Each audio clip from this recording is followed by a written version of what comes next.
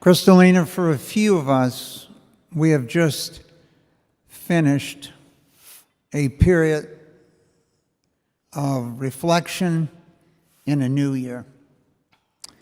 And in that reflection, they point out, we have given you, I'm paraphrasing, a good road map for Sake at Night.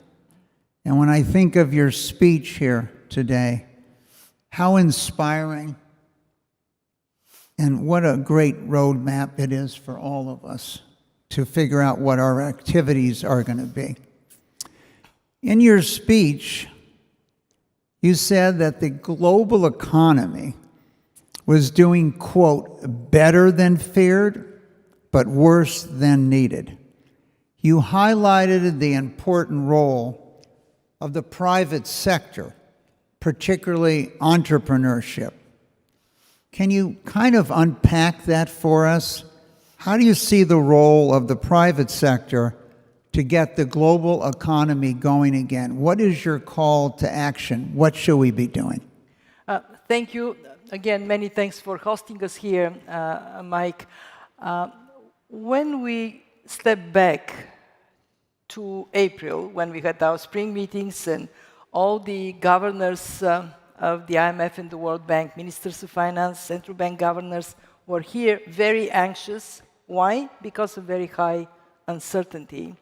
At that time, the fear of downward adjustment was overwhelming. I remember defending, we at the fund were saying, wait a minute, it's not that bad. I mean, yes, we have uncertainty, but we also have all these strengths in the economy. And I spent in virtually every interview defending that the fund is not projecting a recession. And when I look forward from that moment, to me, the main reason we are more resilient is because good policy fundamentals underpin private sector adaptability.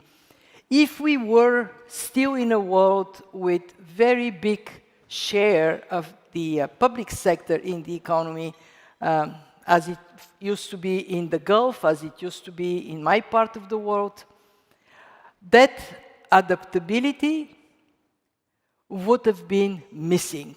So my first message to everybody in this audience is, at a time of very high uncertainty, you need agility and adaptability, and the private sector is so much more capable of delivering it.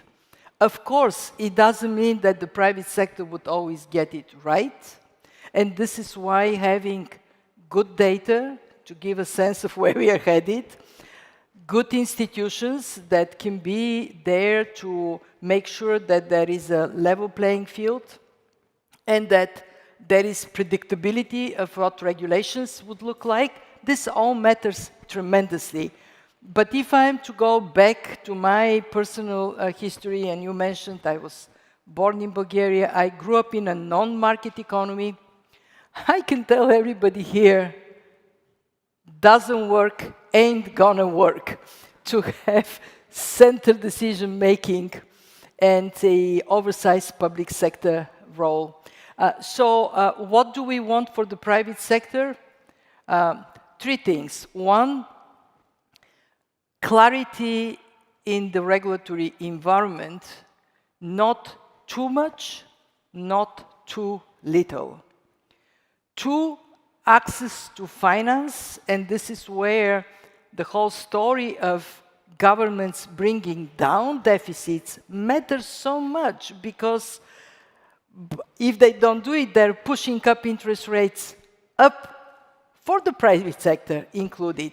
And three, we need the ability of small companies to grow. And in far too many places, if you are a small company, you're stuck between the big guys. And in so many places, failure is not treated kindly.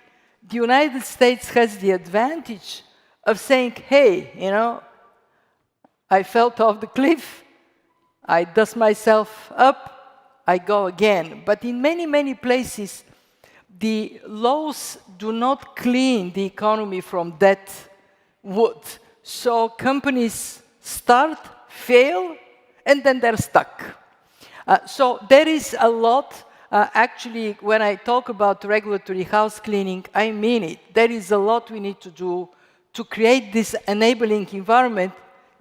Why? Because uncertainty is here to stay, and we need the agility of the private sector to bolster growth prospects. So you mentioned something. Many of the stories, of the 1,000 stories that you can see in the center, of the uniqueness of why they came to the United States was they had a chance, a second chance, a third chance. And as we look at the leading technology companies today in the world, most of their leaders had a failure before they had success. And I think that really underlines, and as we step back and look at, if we look at the United States, as you just pointed out, there were more than 50 million jobs created by small and medium businesses in the last 30 years of the 20th century, and minus 4 million jobs by large companies. So I think you've stressed this importance of entrepreneurship. We're sitting here today, you and I, in this building, across from the White House and the Treasury. Both have been quite active in pushing their agendas, as we all know. We've seen new tariffs, tax incentives, shift in trade alliances, all while deficits and debt are rising. Can this mix support long-term growth? And you've already told us no. Where do we go from here? Look, I mean, it is... there is a beautiful saying that the proof of the pudding is in the eating. So let's eat some more, and then we can answer this question. What I see in the United States is a recognition that the world we had before has become unsustainable. For many reasons, and we can argue, are they right reasons, are they wrong reasons? But what is happening is not a capricious move. It is a response to the fact that far too many people felt disfranchised. Is the way this is being addressed the right one? Let's collect more data, and we actually are going to have an in-depth engagement with US authorities towards the end of this year. We will talk more about what works, what we think can be done differently. I want to zero in on one issue where I don't think there is disagreement, and this is the issue of the size of the deficit. I don't think there are many people who would stand up and say, hey, large deficit is beautiful, let's have more of it. So the question is, how do we deal with it? Because it is a very important signal, including to the private sector, that there is a path to reduce the deficit. What are the ways to do it? One, grow more. At this point, we have seen a very resilient growth story in the United States. Would it hold? And there we are looking at the incoming data. There may be some softening. The very fact that the Federal Reserve decided to cut interest rates in the balance between inflation and growth shows that there is that softening. So more to generate impetus for growth, certainly important.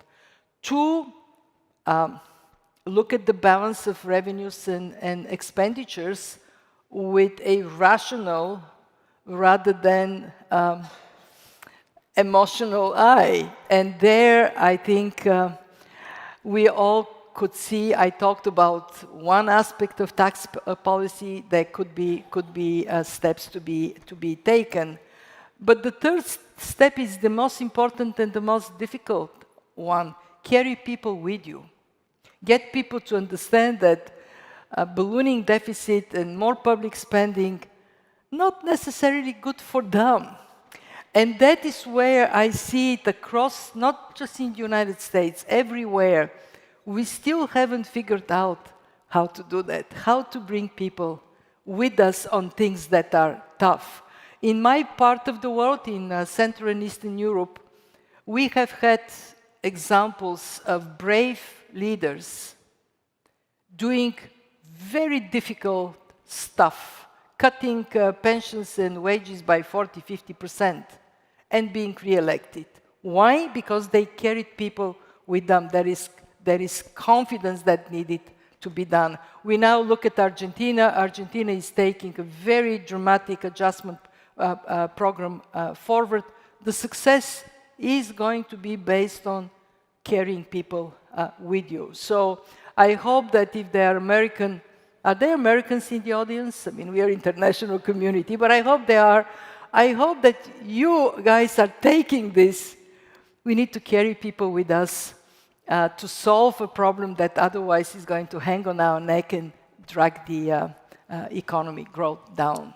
So the ideal 17, 18 years ago, when we were thinking of building a center for advancing this ideal of the American dream, was really we looked at three groups. One, those who believe they've achieved their dream. Mm-hmm. Two, those that believe they're on their way to that dream. Mm-hmm. And the third, those that believe they cannot achieve their dream.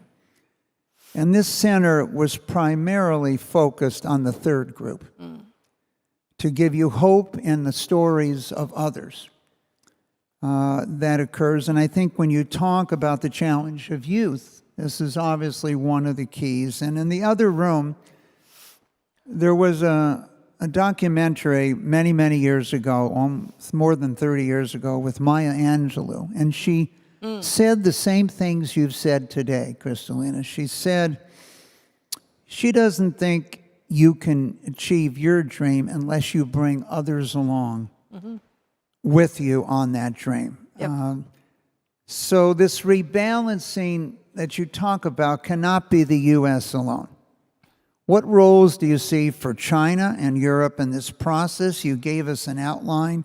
What policy actions are the most important today? Yeah. Well, the world today is, of course, different from when it was 5 years ago, before the pandemic, 10 years ago, 20 years ago. And one thing that I tell my team, I tell our members, is look forward. It would be a big mistake to be nostalgic for the days we lived in and pray. Don't waste your dream for going back. Think about going forward. And there, of course, there are very important pillars of global growth and stability. China is one, the EU is one. And I saw on the map, in this coming up, we have regions of the world like the Gulf, ASEAN countries that are showing a dynamism that we should be talking more about. But going to China, I mean, China is in a place where, from top to bottom, from the decision makers to ordinary people, they understand that the growth model they relied on cannot be sustained, that they need to switch to consumption-driven growth model. But doing so is not easy, and it takes time. And when I go to China, actually what impresses me more than the growth numbers, the inflation or disinflation risk, what impresses us more is that we have a whole country of 1.4 billion people that is now seeing their fortunes changing. They were a country that for 4 decades knew only one thing: up, up, up. Growth up, standard of living up, wages up, job opportunities up, entrepreneurship opportunities up. And now they're turning into what I would say a normal country, a country that goes up, goes down. The adjustment, especially of the young people in China, to this normal place for China. You know, other economies have gone on this way. This is not an easy adjustment, and I think, again, more talking about what can and must be done and mobilizing the doing is necessary. And there we have one fixation, and it is get an economic policy in place that reflects today's realities. And again, I want to repeat myself, there is a recognition in China that the export growth model is no more viable, but it is not easy to switch to consumption. In Europe, Europe is such a wonderful place. In my former job at the World Bank, we wrote a report about Europe in which we classified Europe as a lifestyle superpower. It's wonderful to live in Europe. I remember coming from East Coast, from the World Bank, to be a commissioner, and asking my team to plan the year. So they came up with the calendar, and the calendar had all these red spots. I said, what is this? Oh, Easter vacation, summer vacation, Christmas vacation. So I said, look, where I come from, we actually plan our vacations around work, not work around our vacations. So Europe, this is, if you ask me, what is the biggest challenge for Europe? The biggest challenge for Europe is to get into this reality that they have pressure to spend more on defense. Russia's war in Ukraine has been devastating, with significant consequences on public spending in Europe. They have to create more space for private companies, especially small companies, venture capital to come, to grow. And they have to recognize that there would be some sacrifices on the way. They have to adapt to this new reality. But let me say, Europe, the biggest thing, the most wonderful thing about Europe is that Europe has this incredible project of integrating 27 economies. They may grow to be more. In parentheses, Europe is dating again the UK, so the divorcee is kind of coming closer. They have a beautiful opportunity to do better. And it is my conviction that Europe can be a competitive force, a driver of growth for them and the rest of the world, but they have to overcome this tradition of, we don't have to spend much on defense, we can take long vacations. This time is kind of over. Sorry, where are my European friends here? Well, my family is in Europe, so what I'm saying, I feel it in my heart. Well, I think anyone that knows you, Kristalina, knows what you're saying is always in your heart. So you spoke about the challenges we have, and obviously China, where they've gone from having 30 million children born a year to 9. At these levels, they're going to lose half their population in this period of time. Dramatic change. And today there's 200 million more children in India than there is in China today. But for more than 2 decades at the Milken Institute, we've been focused on the idea, we've talked about China, we've talked about Germany, we've talked about Europe, we've talked about the United States, but it might not make any difference what we've done if we don't create opportunities in sub-Saharan Africa. So 19 of the 20 countries with the highest birth rate are in sub-Saharan Africa. They're projecting population growth of 1 to 2 billion more people on that part of the world. And I know one of the things you've been focusing in a world of aging societies and very young populations. How should we think about economies for creating jobs for 1 billion to young people? And how can we encourage more sustainable capital flows to these countries? This is what my friend and colleague Ajay Banga is concentrating the work of the World Bank entirely. How to create jobs for young people in the developing world where population is growing. And of course, at the fund, we also work on this because it gets into macroeconomic and financial stability for the countries themselves and through spillover to their neighbors and the rest of the world. It is really very simple as an image. We have people here in Africa, in India, although India is also going to see their demographic shifting, but okay, we have people here and we have capital there. Capital is in the north, the people are in the south. How do we build a bridge for capital to go from here to there? And I don't have a silver bullet for Africa. It is hard work. Countries have to make themselves more trustworthy with rule of law, with strong governance, with institutions that bring confidence. But most importantly, and perhaps even more difficult than this, they need to work together. Today, Africa is being put in one big pot in the eyes of many investors. So something wrong goes in one place, say Sudan falls off the cliff, it throws off investor appetite for the whole of Africa. So that I know that institutions in Africa see it, but they have to see it more clearly.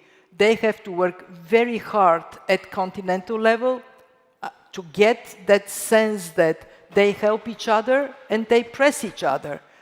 It is not any more viable to have a country in Africa deciding to go for a coup and then destroy the institutions, and the neighbors to say, well, that's not good, to, poo, poo, poo, why are you doing it, but not actively engaging to correct it.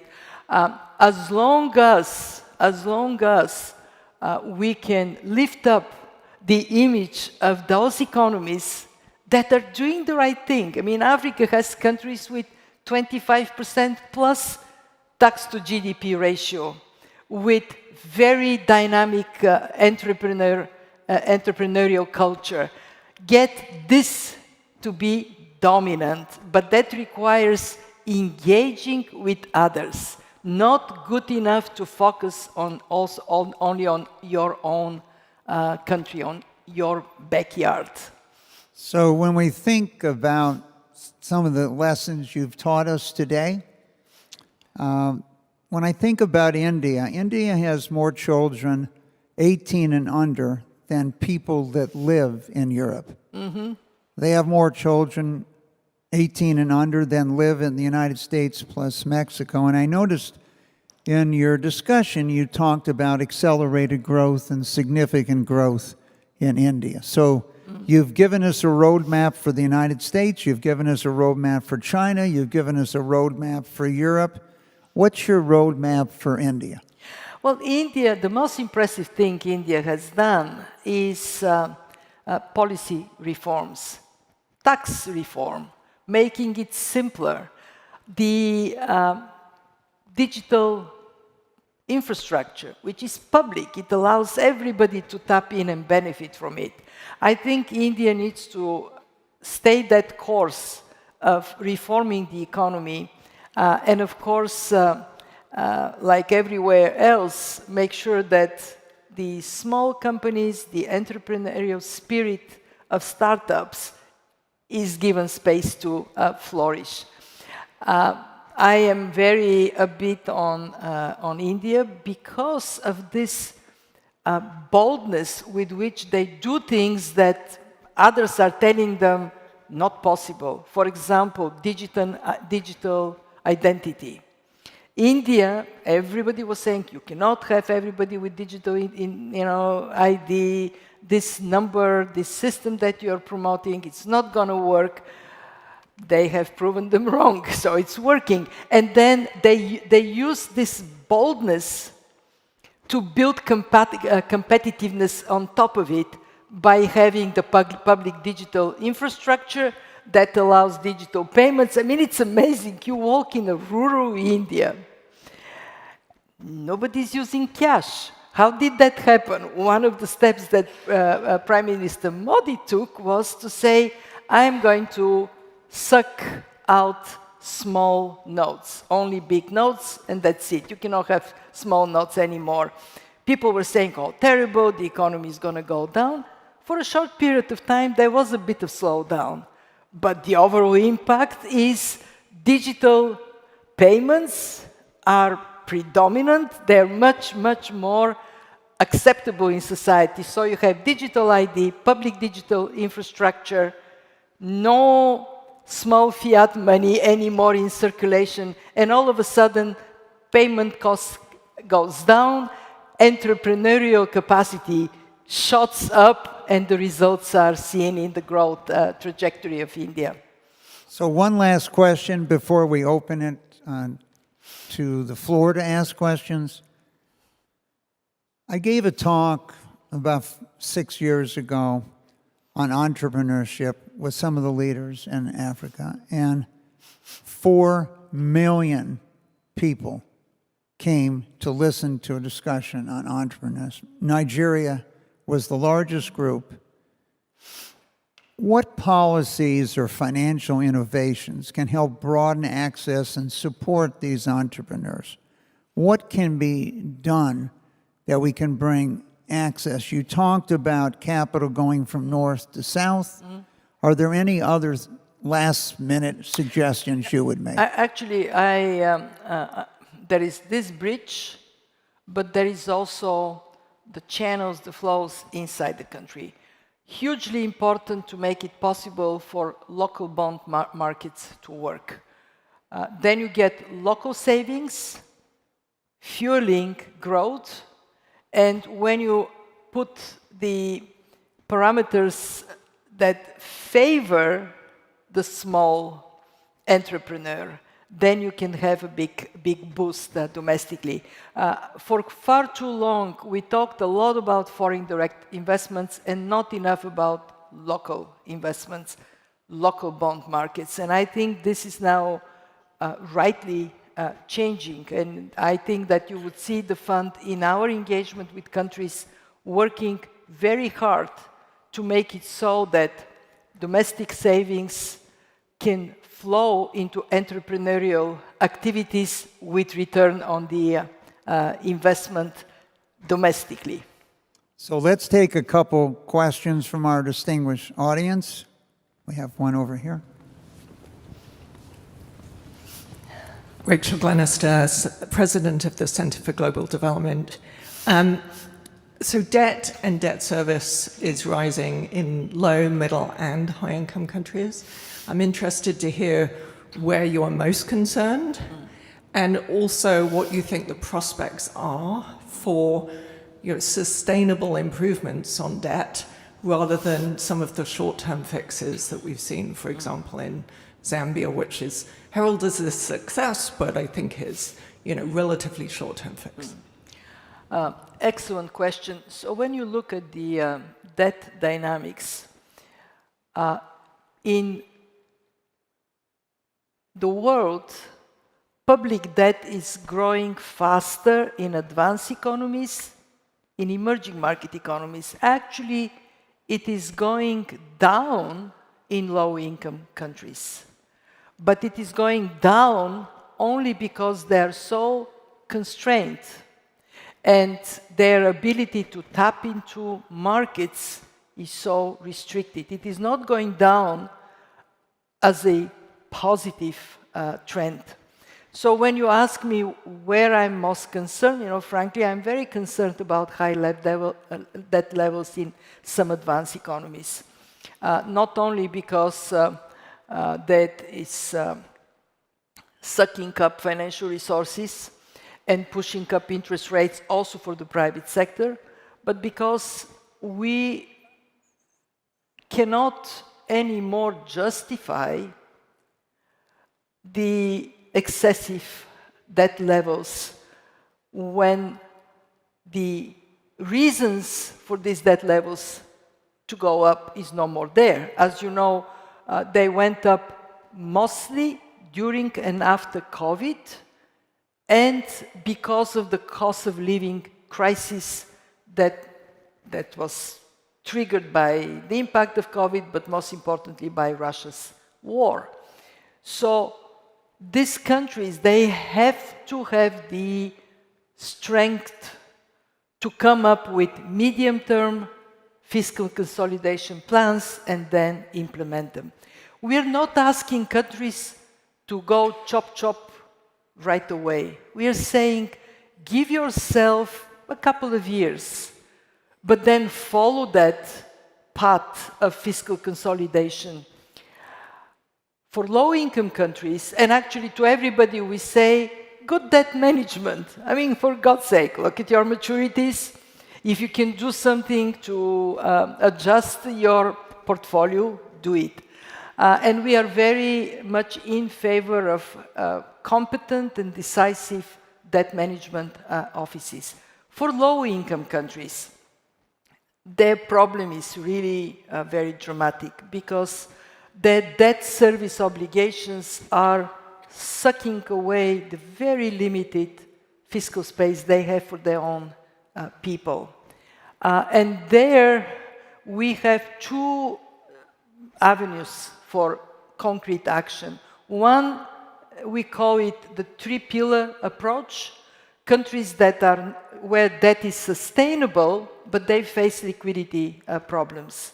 So act on three fronts.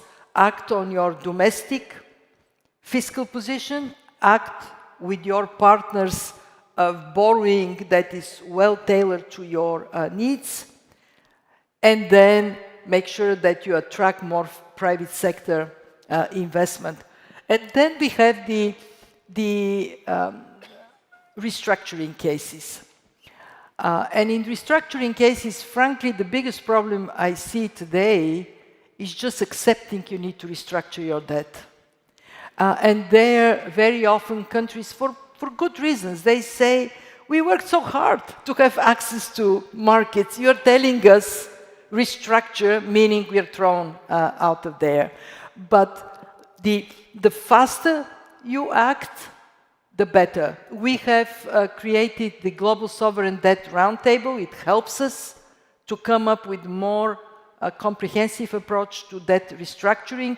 We issued in April a rule book for debt restructuring, finally defining steps and timelines.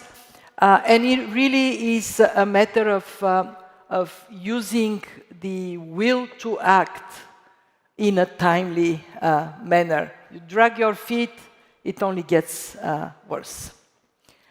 So we have time for one more question? Two more questions. Okay, thank you. Yes. Thank you. Thank you. I'm Mary Lovely from the Peterson Institute for International Economics. I want to ask a question about divergence within countries. So in the two largest economies in the world, the United States and China, we have buoyant capital markets, but stagnating labor markets. In the United States, we call this the divergence between Main Street and Wall Street. Isn't this divergence a risk to medium-term growth?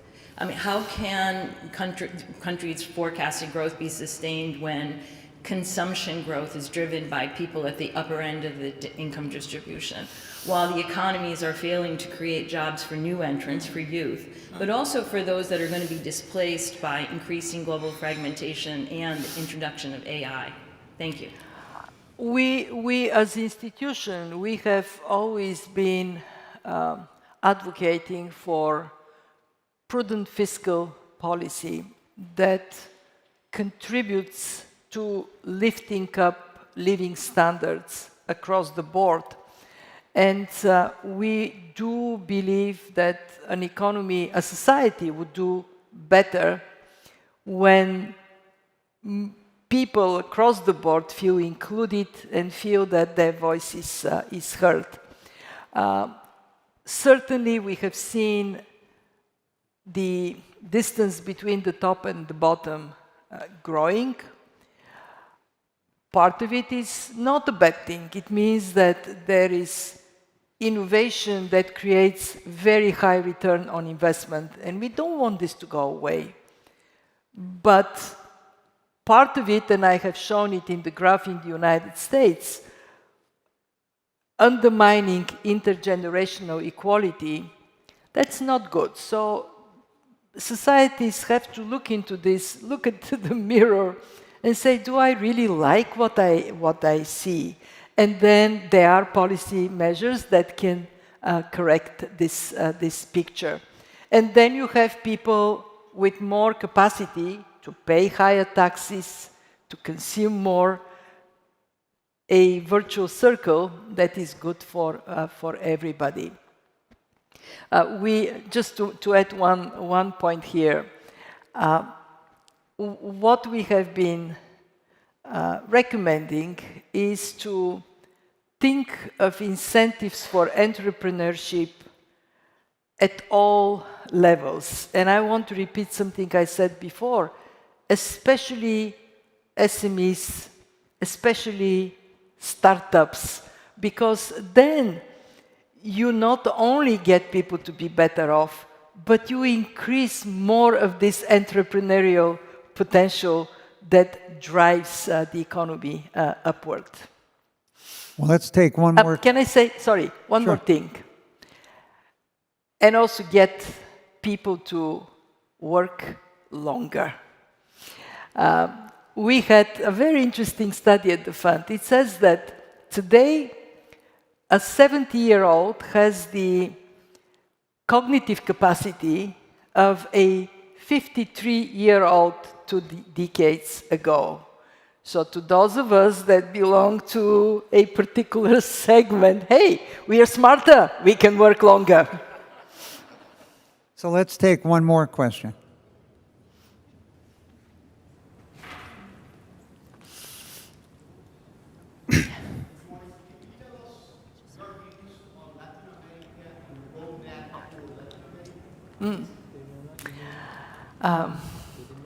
Do we have 1 more hour? I mean, in short. The question for those that didn't was a focus on Latin America. Yeah.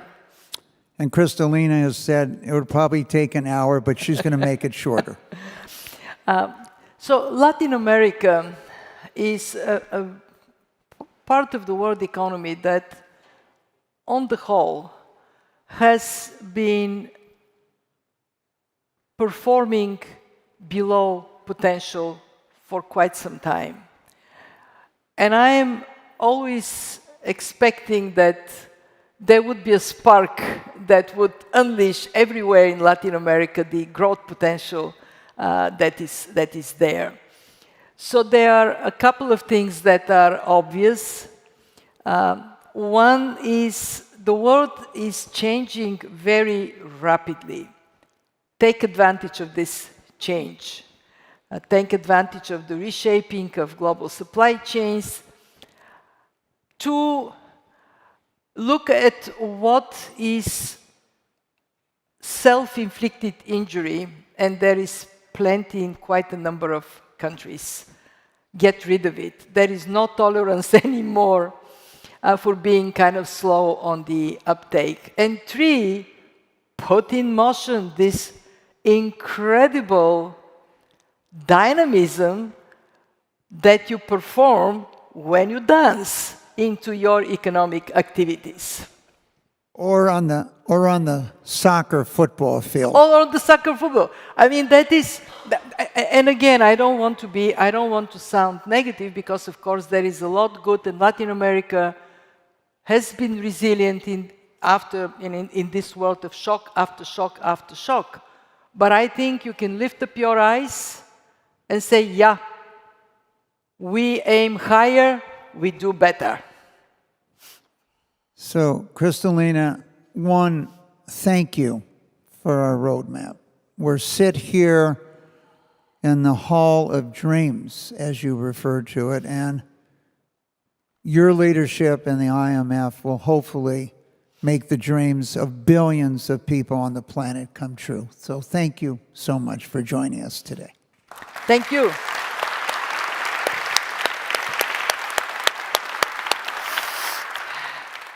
Thank you.